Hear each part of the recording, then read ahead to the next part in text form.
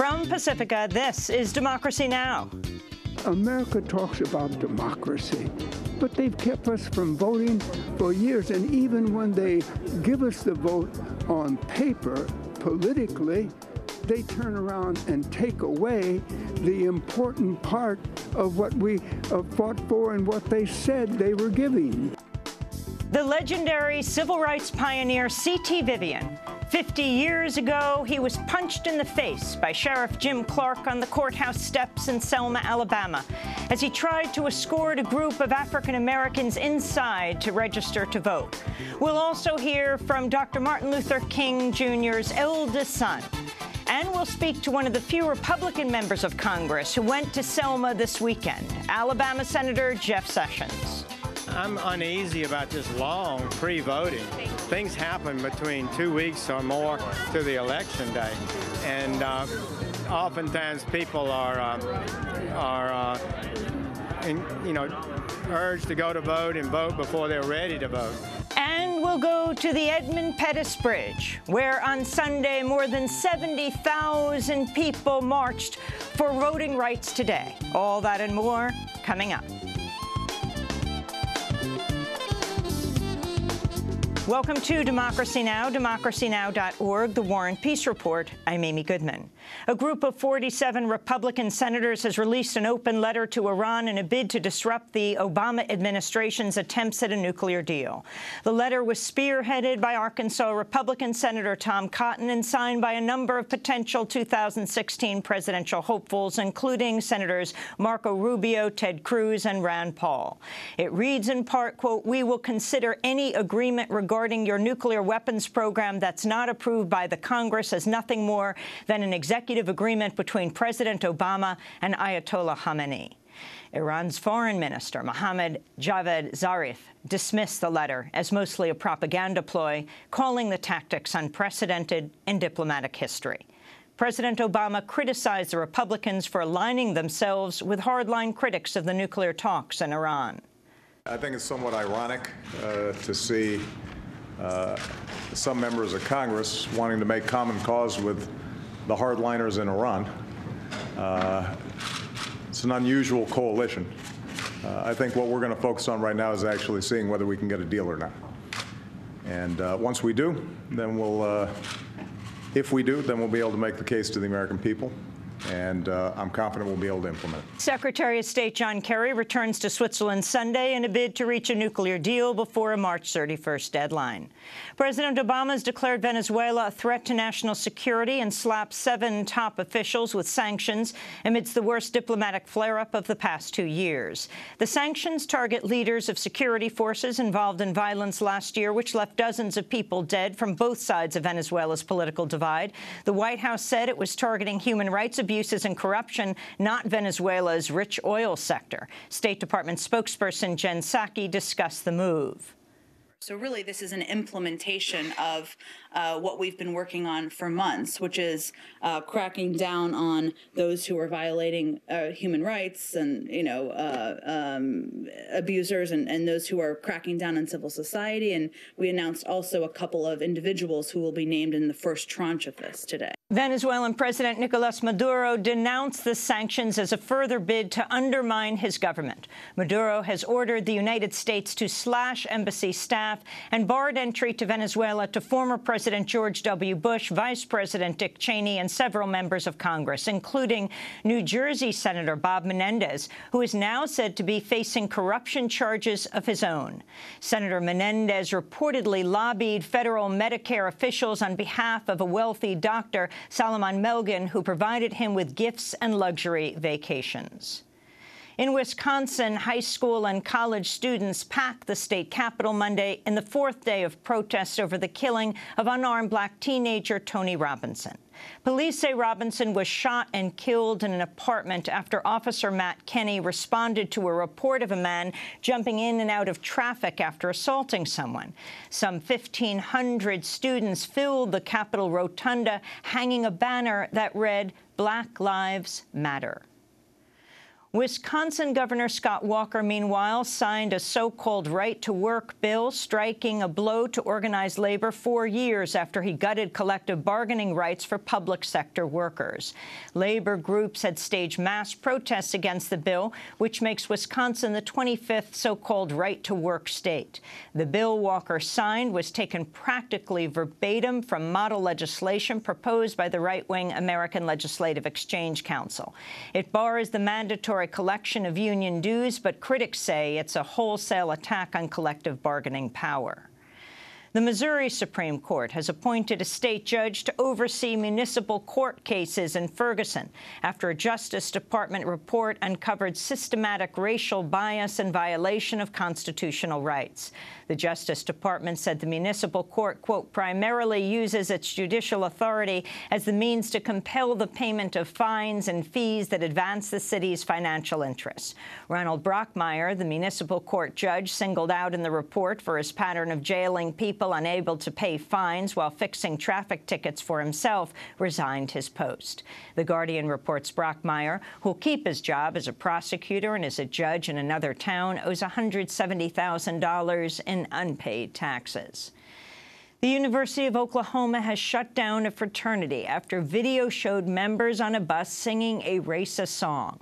The song's lyrics include a racial slur and a vow no black people will ever join the fraternity SAE. There'll never be a nigger SAE. There'll never be a nigger SAE. You're hanging from a tree, but it'll never stop with me. There'll never be a nigger SAE. Hundreds of people have rallied to denounce racism on campus. University of Oklahoma president, former Senator David Boren, said any students identified in the video could be suspended or expelled. This is not our way. These are not our values. This is not who we are, and we won't tolerate it. Not for 1 minute from anybody. So those students will be out of that house by midnight tomorrow night. The house will be closed, and as far as I'm concerned, it won't be back, at least not while I'm president of the university. The Supreme Court has rejected an appeal from a Syrian man who sued the U.S. government over his 7-year wrongful imprisonment at Guantanamo. Abdul Rahim Abdulrazak Al-Janko was detained by the United States in 2002 after being tortured by al-Qaeda and imprisoned by the Taliban on suspicion of being a Western spy. In the lawsuit, Al-Janko described his time at Guantanamo as a Kafkaesque nightmare, saying he was tortured, beaten, subjected to sleep deprivation, and urinated on by U.S. soldiers. He said he attempted suicide 17 times. In 2009, a judge ordered his release, saying the claim he was part of al-Qaeda defies common sense. But on Monday, the Supreme Court left in place a lower court ruling Janko can't sue because he's an enemy combatant. Meanwhile, in a second decision, the court declined to take a case concerning videos and photographs, which, according to the Center for Constitutional Rights, would prove the torture of another Guantanamo prisoner, Mohammed al-Qahtani. The move leaves in place a lower court ruling the images could threaten national security by stoking anti-U.S. sentiment.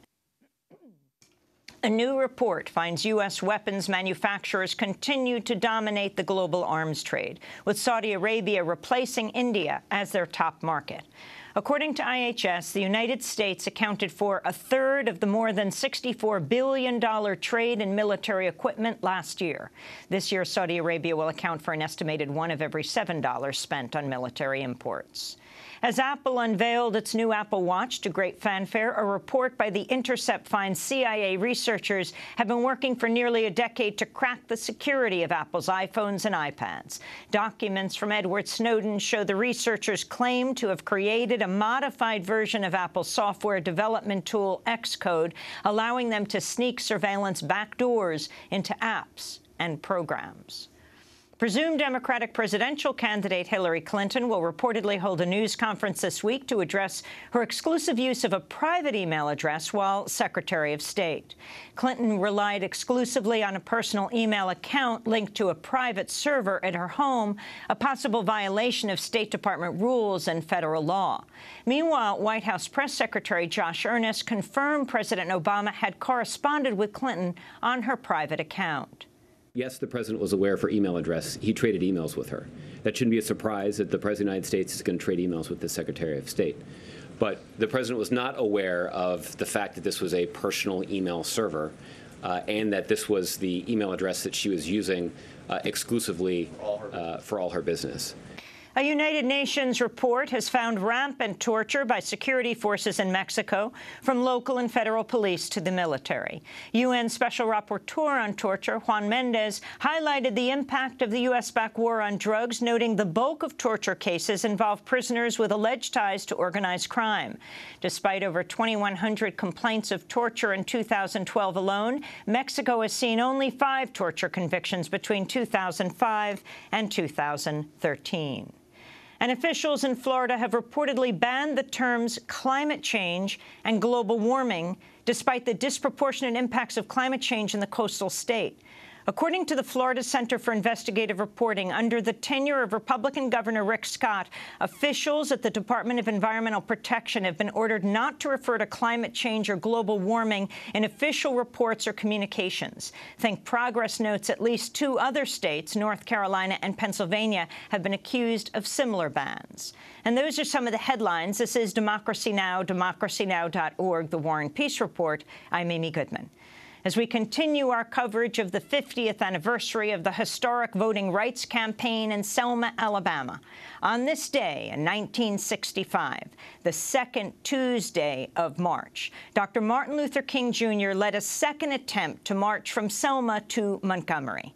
2 days earlier, on Bloody Sunday, Alabama state troopers beat peaceful marchers across the Edmund Pettus Bridge.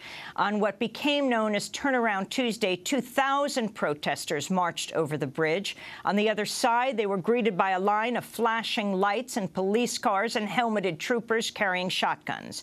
Dr. King told the crowd, "Folks, we're going to have to stop, and we've been assured that we can kneel for a moment of prayer." After a short prayer, the marchers turned around. The third and final march from Selma to Montgomery would begin less than 2 weeks later, on March 21st, 1965. Well, this past Sunday, Dr. King's eldest son, Martin Luther King III, spoke at the historic Brown Chapel African Methodist Episcopal Church in Selma, where Dr. King often spoke. I would have never guessed that just a couple of years ago, that our Supreme Court would dismantle the Voting Rights Act. Because today we should be celebrating, but we can't celebrate yet. And, you know, some would say, we idolize Dr. King, and yes, we should, but unfortunately, that's not what he wanted us to do. You know, when you idolize something, you put it on a shelf, you lift it up, and when King Day comes out, you pull it out and show it.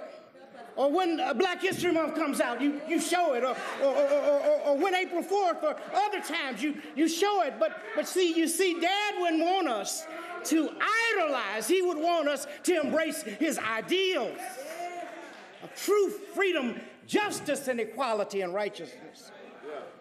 And so I'm concerned because our voting rights have been decimated.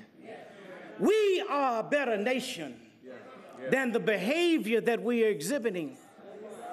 Since 100 members of Congress joined with the president yesterday, there ought to be legislation that is proposed tomorrow.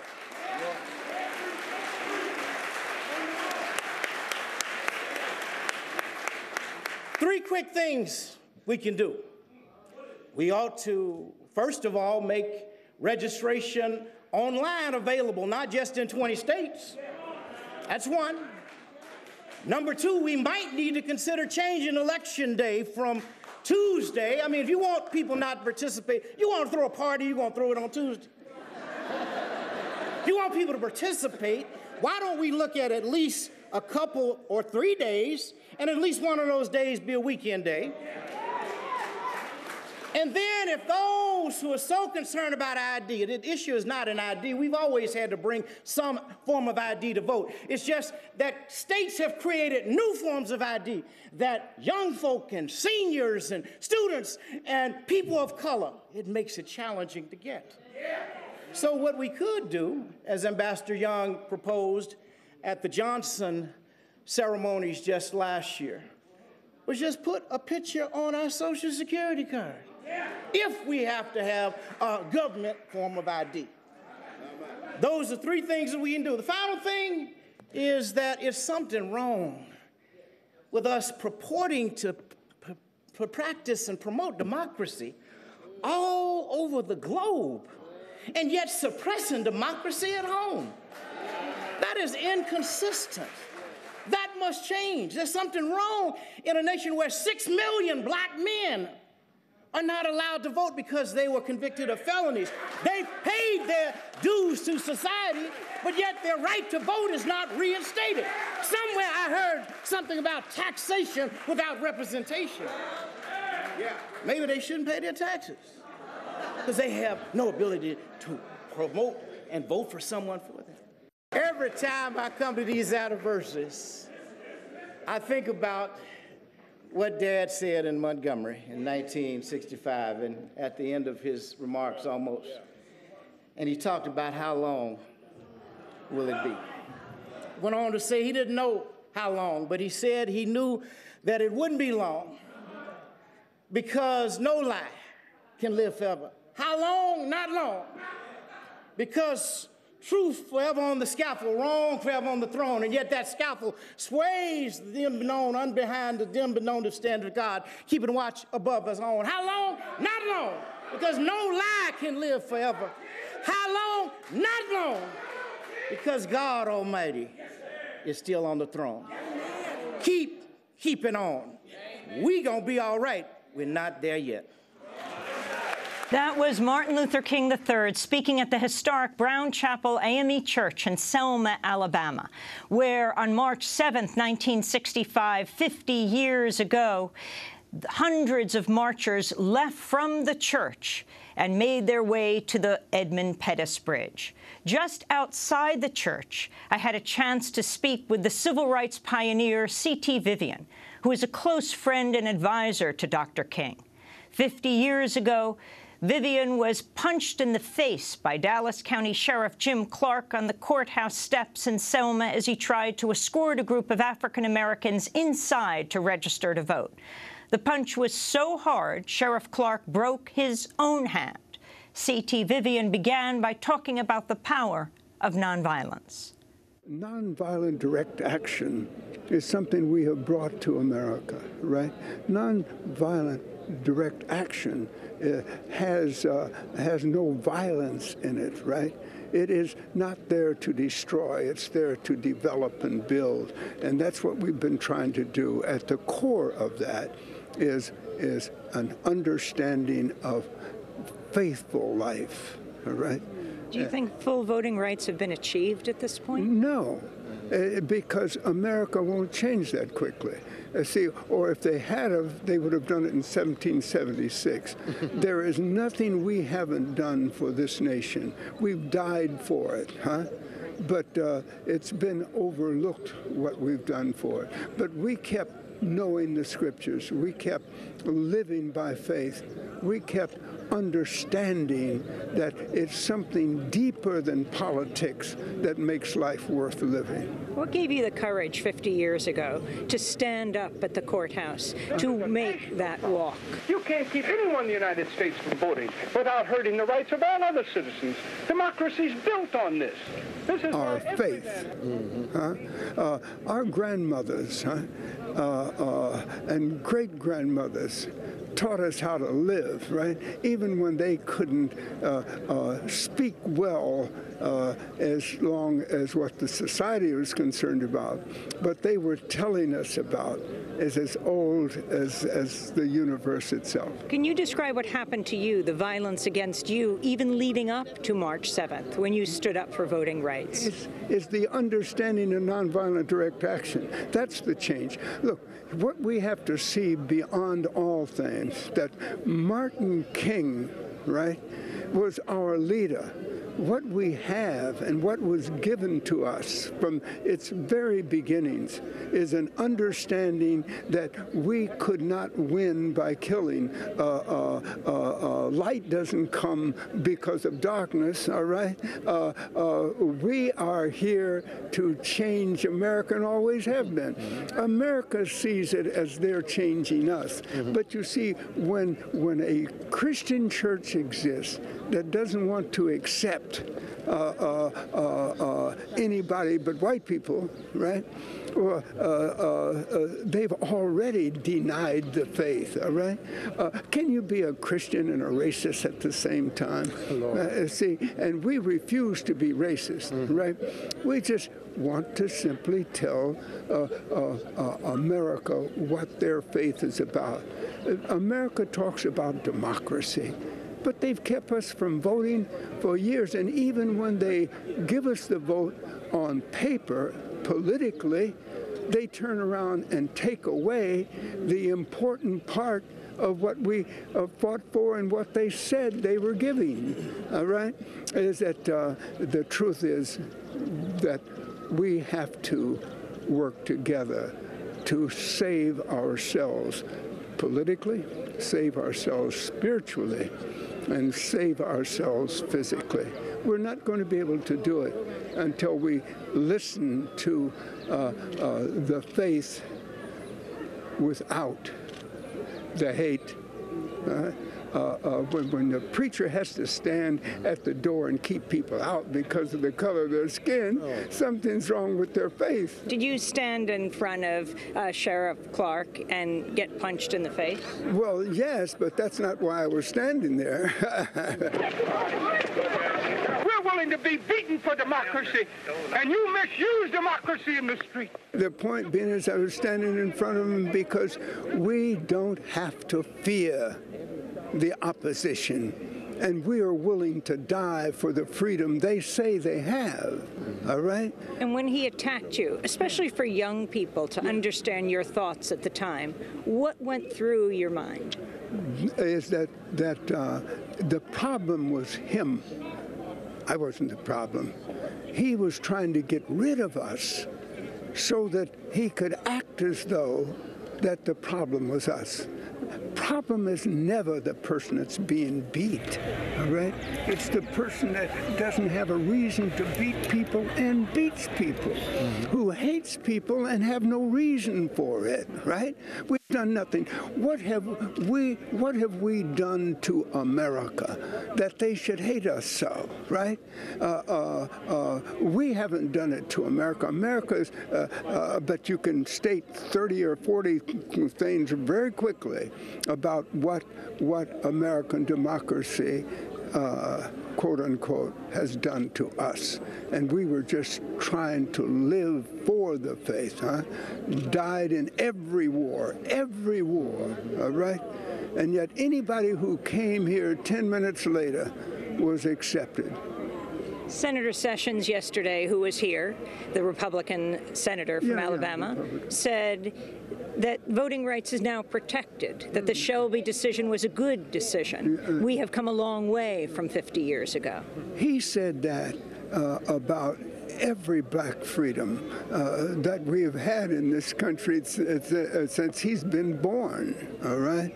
Much less since he's been in Congress and in politics. And he comes from a state that has always had to wait for decency. Last question. Do you see marriage equality as part of the civil rights struggle? Oh, of course. Is that fact, anytime women are treated so badly in this nation that we should all be ashamed of ourselves. So this week, the state Supreme Court, Chief Justice Roy Moore in the Alabama State Supreme Court, put a halt to all same-sex marriages. I understand that. That's to be decided by God, not to be decided by people like that who have never loved other people in their lives. C.T. Vivian, thank you very much. Sure, thank you. C.T. Vivian speaking outside the Brown Chapel AME Church. Senator Barack Obama in 2007 called him the greatest preacher to ever live. On August 8, 2013, President Obama awarded him the Presidential Medal of Freedom. He also participated in the Freedom Rides. This is Democracy Now!, democracynow.org, The War and Peace Report. C.T. Vivian was speaking outside the Brown Chapel, where hundreds of people packed in this past Sunday, as they did 50 years ago on Bloody Sunday, outside to begin their march to the Edmund Pettus Bridge. When we come back, we'll hear from inside the chapel and then outside, the marchers, tens of thousands who took to the bridge to remember the bravery of those who walked for voting rights 50 years ago. Stay with us.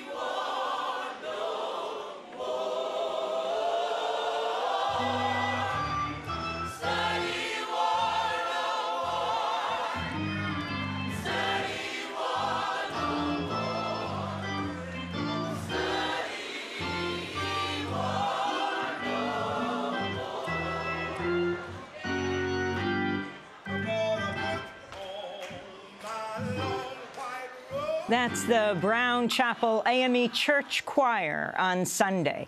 This is Democracy Now!, democracynow.org, The War and Peace Report. I'm Amy Goodman. As we continue our coverage of the 50th anniversary of Bloody Sunday, we turn to look at the civil rights martyrs who lost their lives in the fight to secure voting rights in Alabama. On Sunday, Attorney General Eric Holder remembered one of the martyrs, Jimmy Lee Jackson, during his speech at the Brown Chapel in Selma.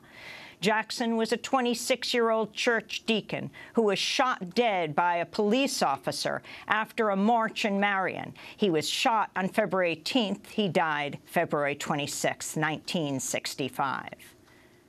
Spurred by the murder of Jimmy Lee Jackson, an unarmed young black man. An unarmed young black man.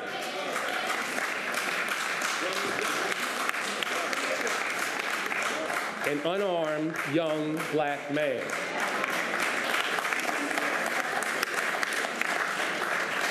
An earlier movement began, and citizens began a march from Selma to Montgomery, across a bridge that was named for a former Alabama senator, Confederate general, and Grand Wizard in the Ku Klux Klan. It was a march along a road that promised to be neither smooth nor straight. A road that led through difficult terrain, a road that had been traveled by generations whose footsteps still echo through history. Attorney General Eric Holder inside the Brown Chapel AME Church in Selma, Alabama. Well, on Sunday, more than 70,000 people marked the 50th anniversary of Bloody Sunday by marching across the Edmund Pettus Bridge in Selma. During the march, I spoke with many of the people who'd come from around the world. I started by asking about the civil rights martyrs.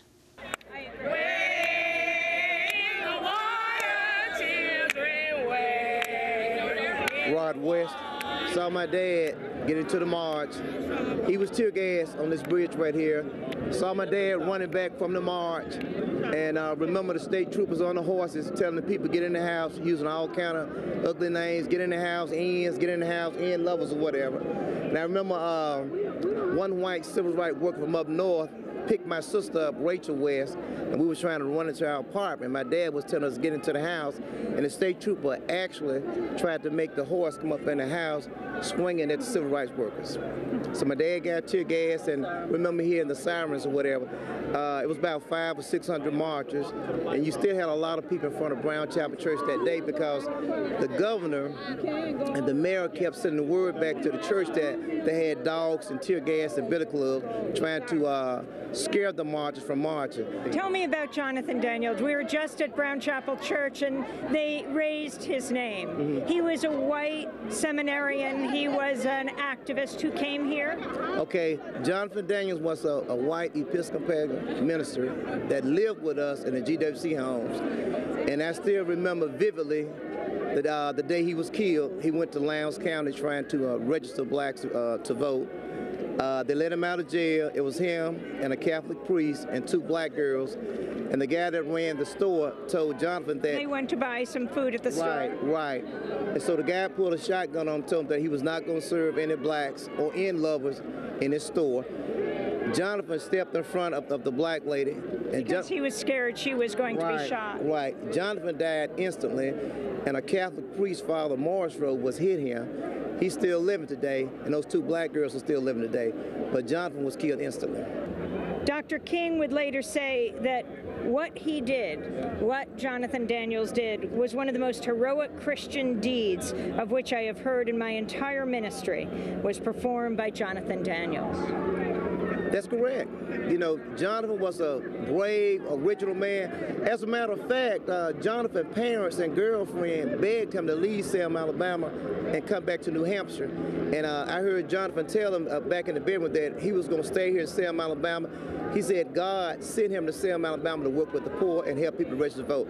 And his mom, dad, and his girlfriend just broke down and cried because they more or less felt his death.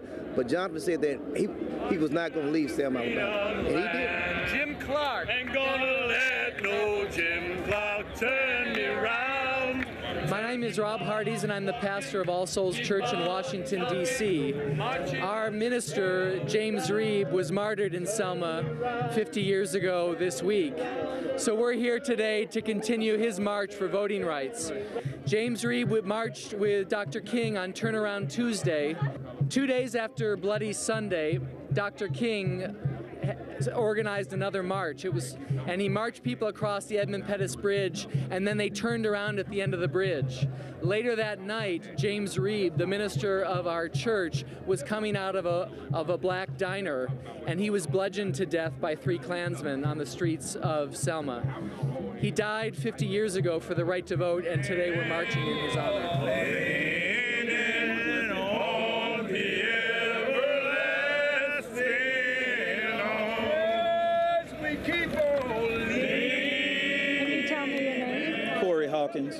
Grandmaster of Alabama. Jim Lee Jackson was a member of Goshen Lodge number 132. He was an Army veteran who had been trying to register to vote for quite some time, but was constantly being denied. At the time when he was shot, he was trying to protect his mother, who was being beaten by a state trooper. He was shot, and he was in the hospital, and he died almost a week later. But he was a member of our organization. We have film of where we carried his body 4 miles outside of the city limits of Marion to bury him. And we just thank God that we know that he was a member, and we couldn't honor him any better way than what we've done today. So we're coming over the bridge, right where the front lines were met by the Alabama State Troopers, the Edmund Pettus Bridge. Can you tell me your name? My name is Paola DeFlorio. And where are you from? And I'm from Los Angeles, California. And I see you holding a sign that says... It says Be Brave, hashtag Be Brave. It's a campaign that we're running between now and August 6th when the Voting Rights Act was passed. And we're raising awareness about what sacrifice was made to allow everybody to vote. The sign says, I am Viola. That's right. Can you talk about Home of the Brave? Home of the Brave is the story about Viola Liuzzo. She was a mother of 5, married to Jim Liuzzo, left her family after she saw what happened here in Bloody Sunday, got up in a car, drove through 3 states to participate in the march after she heard Martin Luther King call everyone to come down and help out with the march. And she did that. And she was murdered by the Klan on Highway 80. She was volunteering volunteering and as a nurse, and also she gave her car to the cause, and she was shuttling people back and forth between Selma and Montgomery. And on the last day of the march, they were heading back to Selma, and she was gunned down by Klansmen and shot in the head, and she died. And the film follows her 5 children as they, decades later, try to put the pieces together of what happened to their mom. Tell me what the back of your T-shirt says. Empathy is the most revolutionary emotion, and it's a statement that Gloria Steinem said about Viola and about what she did here, and she's in the film, Home of the Brave, which is being re-released. We're re-releasing it in 50 states for the 50th anniversary of this voting rights march, and I think that that's the key. Bottom line, Viola was not a political leader, not a spiritual leader. She was a regular person like me and you. Some of the marchers remembering those killed for voting rights 50 years ago. Upwards of 70,000 to 80,000 people marched over the Edmund Pettus Bridge on Sunday. Here are a few more of their voices. We're on the Edmund Pettus Bridge in Selma, Alabama. 50 years after Bloody Sunday, when hundreds of people marched for voting rights and they were beaten down by Alabama state troopers. Today, the largest crowd this bridge has ever seen. Tens of thousands of people are here to remember and call for change today. Among them, well, can you tell me your name? Yes, my name is Kimberly Bell, and I represent the historical Stone Street Baptist Church, the oldest Baptist church in the state of Alabama. We were founded in 1806, and before the state was, we were. And who are these people with you today? This is the youth department, Kristen Bell, Ray Bell, Kennedy Jenkins, and Sherryon White. And how old are you? I'm 9, and my name is Ray Bell. And why are you here today? I'm here to march across the bridge because in remembrance of my people. Say loud, loud to the people! What is your name? My name is Donna Thurman. And why are you here today? I'm here because You prepared this on the bus. Yes. Because I wanted to be where they were. I wanted to feel it. And I have. 50 years later, I have.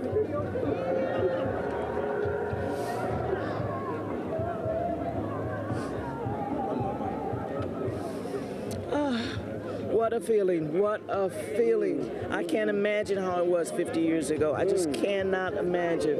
If it's like this for me now, what was it for them? I thank them so much. It was such an honor, such an honor. Thank you. Can you tell me your names and where you're from and what you're doing on Edmund Pettus Bridge? My name is Isabel Dong-Loba, and I'm from South Africa. And we are here with Soweto Street Beat. I am the artistic director for the company, and we are here to come and celebrate and commemorate the 50th anniversary for Bloody Sunday. You're here all the way from South Africa? We are based in Atlanta, and we are here with all our South African Zulu drummers and dancers. What is the connection?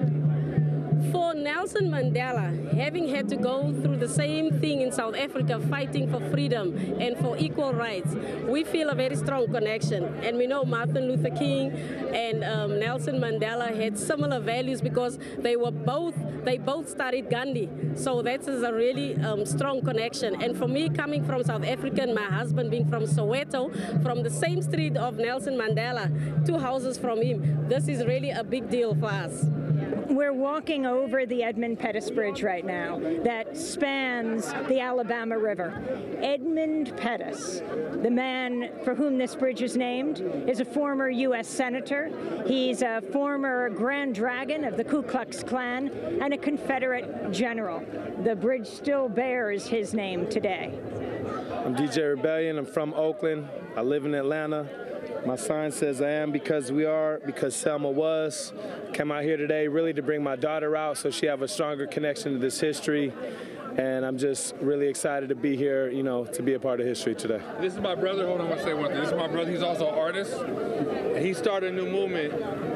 And the concept is, in Georgia's about to pass legislation that says you cannot take down a monument unless you replace it with the equal monument. But my whole thing is this, is the movement is called DHD, Don't Honor Devils. Now, this dude was a KKK member. This dude being? I don't want to say his name. It tastes bad in my mouth. It's radio also. So okay. Hey, what's that dude's name, Sean? There's this devil named Andrew Pettis. Edmund? This clown. Yeah, Edmund Pettis. We don't even.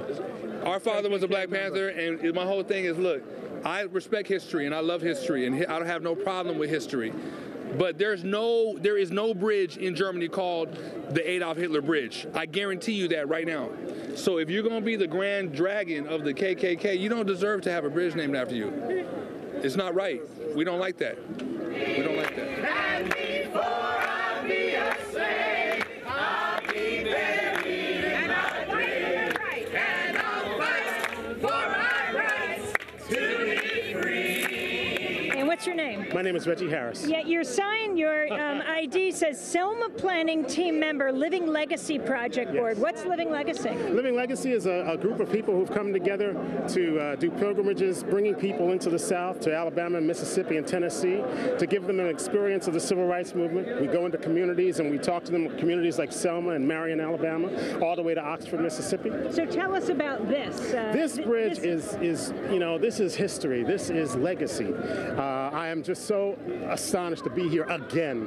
One of the things we do on our pilgrimage, we walk across this bridge. We tell the story of the people that came over that day, and as they reach the crest where we pretty much are now, coming over and not knowing what was going to happen, that they reached the crest and they saw that line of blue down there, and they knew they were in trouble, but they didn't realize that the police were going to beat them not only at the bottom of the bridge, but beat them all the way back across the bridge into the neighborhoods. Those are the stories we get to tell them and share with them. We let the people in the communities tell their own stories. And it's changed my life, really. I'm a musician, and I share the stories and the songs of the Civil Rights Movement, but it's those stories of the people who were on this bridge that day that are really important. Just a few of the more than 70,000, perhaps 80,000, perhaps more. The Edmund Pettis Bridge has never seen this many people at once, not to mention Selma, Alabama itself. As we go to break with Reggie Harris.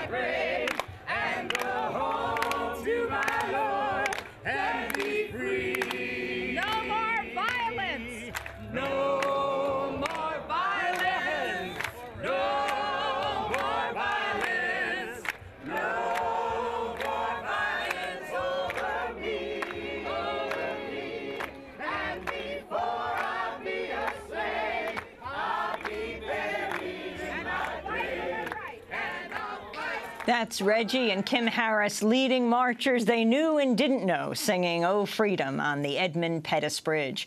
This is Democracy Now!, democracynow.org, The War and Peace Report. I'm Amy Goodman. Over the weekend, over 100 members of Congress traveled to Selma for the 50th anniversary of Bloody Sunday. Vast majority of them were Democrat, but there were a few Republicans. I had a chance to speak with the Alabama Republican Senator Jeff Sessions. Well, it's a big day. 50 years ago, this became a pivotal movement. Some might say the biggest part of the civil rights movement, and it led to the Voting Rights Act, and people were systematically denied the right to vote around here, throughout the South, and that was a historic change. There's no doubt about it, and people risked their lives on this day. People lost their lives in that effort, and it's important to remember that. A lot of it's not pretty, a lot of it's painful to see and remember, but we need to remember. In your thoughts about voting rights today, where they stand, and what you think needs to be done to protect voting rights for everyone? Well, I have to say that the South is improved tremendously. And I don't think its commitment on voting rights is any less than any other area of the country, which is what the Supreme Court found in the Section 5 case. So they knocked out part of the Voting Rights Act, but not the heart of it. The federal government still has the power to prosecute, investigate anyone that violates the Voting Rights Act. So as we go for voting rights, and as we go forward, maybe there's some other things that need to be done, but it doesn't have, I think fundamentally the Supreme Court was correct in its ruling. How do you increase African American voting? Well, it's pretty good. I mean, all of us need to vote better. But I think in this area, you'll see African American vote to be pretty strong election after election. That's Alabama Republican Senator Jeff Sessions speaking at the foot of the Edmund Pettus Bridge on Saturday, the day that President Obama stood there as well and gave a major address. To talk more about the state of voting rights in Congress, we're joined by Ari Berman of The Nation. He traveled to Selma this weekend with the congressional delegation of 100 Congress members and senators. His latest article is headlined 50 years after Bloody Sunday in Selma, Everything and Nothing Has Changed. His forthcoming book titled Give Us the Ballot. It'll be out in August. Welcome back from Selma to Democracy Now!, Ari. Thank you, first, if you can address what Jeff Sessions said. Sure. Well, the first thing to remember is Jeff Sessions has a long and very troubling record on voting rights.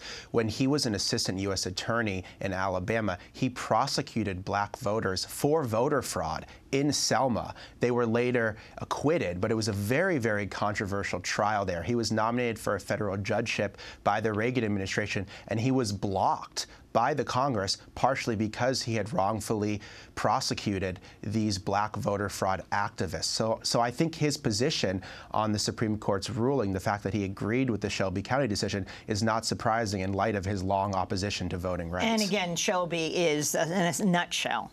Shelby County, what it did is it invalidated the formula that said that those states with the worst histories of voting discrimination had to clear their voting changes with the federal government. So states like Alabama, Texas, Georgia, North Carolina, Mississippi, they had such a long record of voting discrimination, they had to clear their voting changes with the federal government to prevent discrimination in the future. Now that the Supreme Court has invalidated that formula, they don't have to clear their voting changes anymore. I want to go back to Republican Senator Jeff Sessions again at the foot of the Edmund Pettus Bridge on Saturday. Senator Sessions, one last question. The question of why not make voting easier for people in this country? Let people vote early, longer days, the whole issue of opening up the voting process so that people can feel welcomed into the process. Well, I'm uneasy about this long pre-voting. Things happen between 2 weeks or more to the election day, and oftentimes people are urged to go to vote and vote before they're ready to vote. And so I think there's nothing wrong with voting on election day. That's the way we've had since the founding of the Republic. I just told you. For poorer people, when it's hard to, in a working day, be able to get out and vote. You can vote absentee, and if you're employed and can't go to work, you can vote absentee, and you can vote absentee if you're ill or have a number of other reasons. So I'm just not for extending the time. That's an unusual thing that same-day registration, more places. I think same-day registration is very dangerous. Because? Because it can allow fraud to occur, and people can vote more than once. What about felons? People who've been in prison, served their time. In some states, they're allowed to vote. In some states, they're allowed to vote from prison. But in many states, they lose that right forever. Well, it depends on the conviction and depends on the state, but that's historically been the rule. You've been convicted of a serious offense. Most states at one time or another have denied people the right to vote. What is Alabama's policy? Alabama, you can get citizenship restored, I think, after you complete your time in jail and for some crimes, but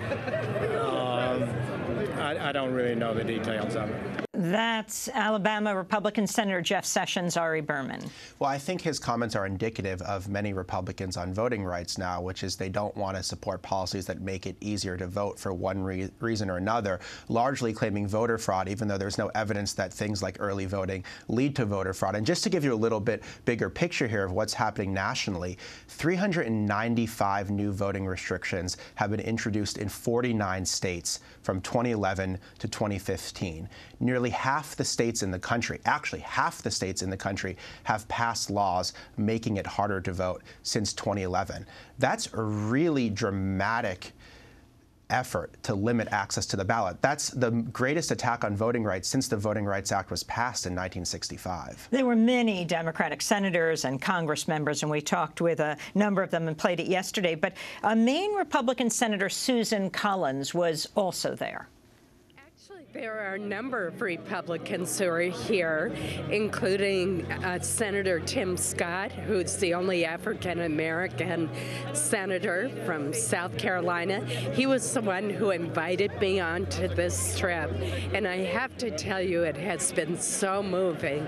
I feel like all of us have learned so much, and this truly has been a pilgrimage. Your thoughts on voting rights today and what can be done to ensure voting rights for all? Well, it's absolutely critical. One of the facts that I learned on this journey was that in one county in Alabama in 1965, the population was 80% African American, and yet not one African American was able to register to vote because of the many barriers. We never want to go back to those days. The right to vote is certainly absolutely fundamental to our democracy and must be protected. Are you critical of the Shelby decision of the Supreme Court? You know, this trip is going to cause me to take more of a look at that decision. It's one that doesn't affect my part of the country, just certain southern states, and I think it's important to recognize those states have changed a lot over time, but I have to look exactly at what the impact is.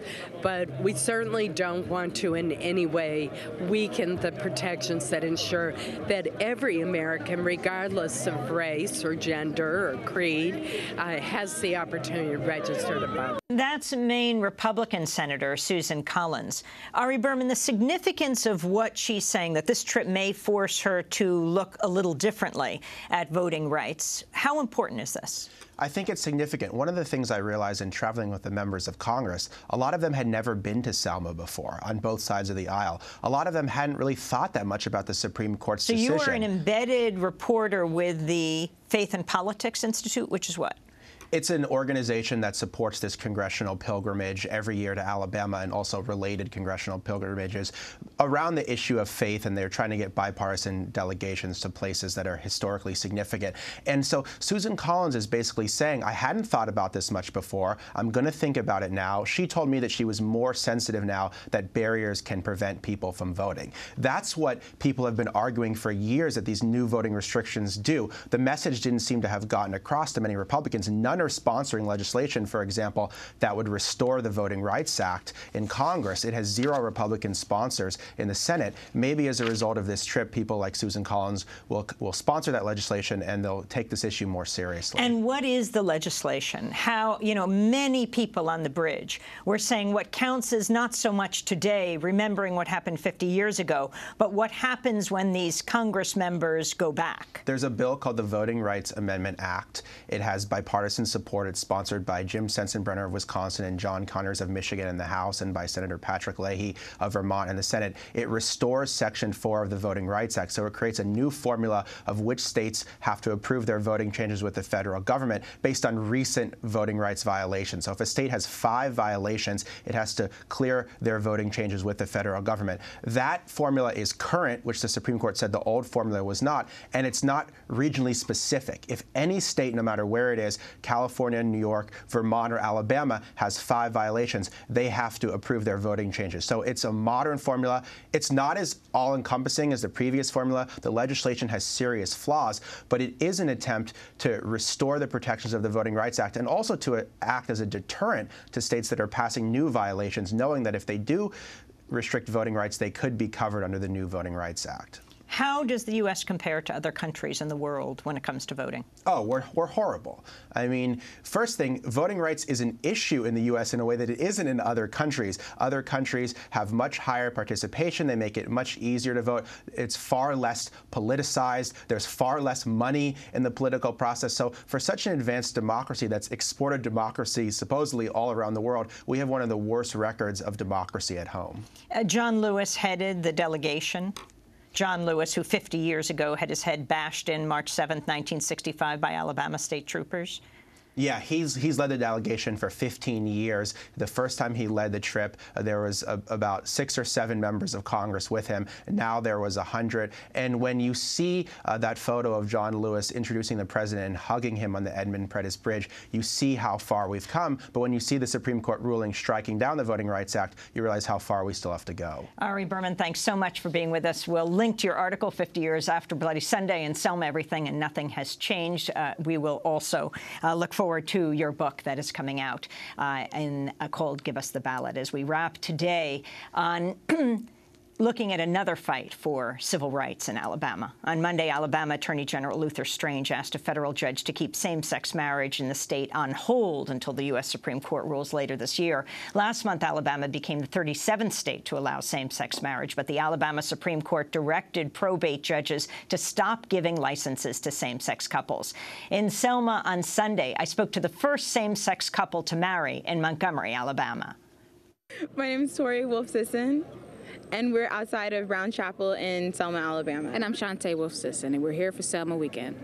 Shantae and Tori, we're here on the 50th anniversary of the observance of Bloody Sunday.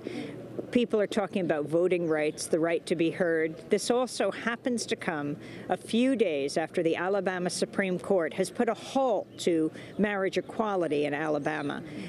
You were the first couple to get married in Montgomery, the first same-sex couple. Your response to this and how it relates to this weekend? So it's really hard to tie it together. They're kind of parallel but not really perpendicular issues. And considering the fact that now no other couples can be married, this makes it bittersweet. We're not really able to enjoy the fact that we're married because, one, all of our rights were just stripped, and two, there's so many people who would like to be wed, and that opportunity is no longer there. Can you talk about marriage equality as an issue of civil rights, which is so much the buzzword this weekend? Yeah. It's interesting because a lot of the people that want to strip our rights don't really understand what they are. When people talk about marriage equality, same-sex marriages, they think about the sexual nature of it, but they don't really understand what those rights are and what rights we don't have and what rights we're fighting for. So in the state of Alabama, there's no accommodations, protections, there's no, people can be fired for being same-gender loving individuals. I'm missing something, I'm sure, but there's so many things that we don't have. And so marriage equality, that means that if one of us goes to the hospital, I would be able to check on her without any issue. If we wanted to adopt, there's laws on the books that you have to be married to have second parent adoptions, and that's part of like the original deal. So there's a lot of protections that we're not afforded, and people don't understand that when they're trying to deny them. And looking at it from a civil rights aspect, if you're about liberation, you have to be about liberation for all people. That's the closest that everyone should be able to tie the two together, because often, more so than not these days, people are trying to romanticize, marriage equality is the new civil rights. It is a civil rights issue, but you shouldn't try to replace something that has already happened in history. Is there any message you'd like to leave with the Alabama State Supreme Court Chief Justice Roy Moore, who told judges not to issue same-sex marriages when it was legal and now, has put a halt to same-sex marriage in Alabama? Let's be clear, for someone with privilege, it makes absolutely no sense to deny anyone else those privileges that you're afforded. Will you be walking over the bridge today? Yes. Tori and Shante Wolf-Sisson, and that does it for our broadcast. If you want to see our 2 days of coverage of the Selma protests, go to democracynow.org, democracynow.org. Democracy Now! Produced by Mike Burke, Dennis Moynihan, Hani Massoud, Renee Feltz, Aaron Mate, Nermeen Sheikh, Steve Martinez, Sam Alcoff, Hani Massoud, Robbie Karen. I'm Amy Goodman. Thanks for joining us.